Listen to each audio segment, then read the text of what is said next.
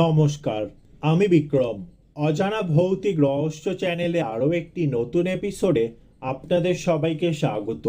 আজ আমি আপনাদের সাথে একটি সত্য ভৌতিক ঘটনা শেয়ার করব।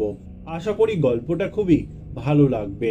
এই রকম সত্য ভৌতিক ঘটনা শোনার জন্য অবশ্যই চ্যানেলটা সাবস্ক্রাইব করে দেবেন।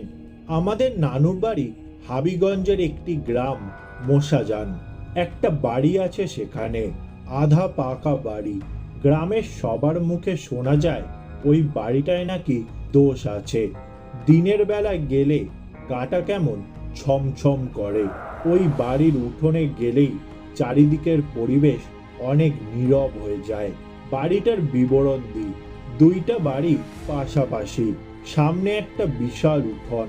বাড়িটার পিছন দিকে একটা পুকুর আছে এবং পুকুরটাকে ঘিরে ঝোপঝাড়। এই বাড়িতে একজন খুব ধার্মিক মানুষ থাকতেন ওনার স্ত্রীকে নিয়ে। ওনাদের ছেলে মেয়ে শহরে থাকতো। উনি মারা যাওয়ার পর ওদের বাড়িতে একটা বিরাট বড় সাপকে দেখা যেত। সাপটা কারোর কোনোদিনও ক্ষতি করতো না। ওই বাড়িটা এবং ওনার স্ত্রীকে পাহারা দিত। প্রত্যেক রাতেই সাপটাকে সারা বাড়ি ঘুরে বেড়াতে দেখা যেত এবং দিনের বেলায় ঘরের এক কোণায় পড়ে থাকতো। একবার ওনার এক ছেলে আসে শহর থেকে। এসে না বুঝে শুনেই উনি সাপটাকে মেরে ফেলেন। উনি সাপটাকে মারতে মারতে ওর মাথাটা আলাদা করে ফেলে শরীর থেকে। তারপর থেকে ওই মহিলা আর ওনার ছেলে পাগল হয়ে যায়।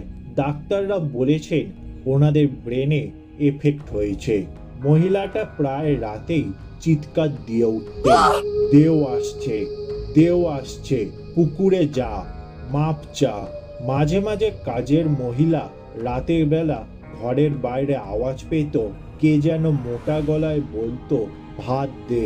একবার ওই বাড়ির সব সদস্য স্বপ্ন দেখে বাড়ির পিছনের পুকুরটাতে একটা মাথা কাটা লোক পানির নিচে ডুব দিচ্ছে আর সবাইকে বলছে যে সাবধান, এইটা আমার ওস্তাদের বাড়ি, আমাকে তাড়াতে চেষ্টা করো না। ওস্তাদ বলে গেছেন এই বাড়ির দেখাশোনা করে রাখতে। বাড়িটার পুকুর শ্যাওলায় ভরা থাকতো, কেউ ভয়ে যেত না। একবার ওই বাড়ির কাজের মহিলার ছেলে ওই পুকুরে নাবে, পরেও চিৎকার দেয়। ছেলেটা প্রায় ডুবে যাচ্ছিল। তখন ওকে ওঠানো হয় টেনে হিঁচড়ে। যারা টেনে তুলেছে ওদের মতে ছেলেটাকে অন্য দিক থেকে কে যেন টানছিল। ছেলেটার পায়ে শিকলের দাগ পাওয়া যায়। পুকুরটা পরিষ্কার করানো হয়। ঠিক পরের দিন দেখা যায় শ্যাওলা যেমন ছিল তেমনই আছে। একবার এক লোক ওই বাড়ির ভেতর দিয়ে আসছিল রাতে। সে রাস্তা কমানোর জন্য ওই বাড়ির ভেতরে ঢোকে।